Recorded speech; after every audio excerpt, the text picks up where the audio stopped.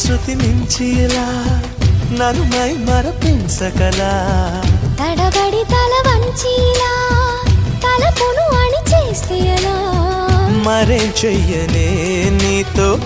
ఎలా వేగనే నన్ను దాటి వెళ్ళలేవు నిన్ను నువ్వు దాచలేవు ఏమి చెయ్యనయ్యో రామా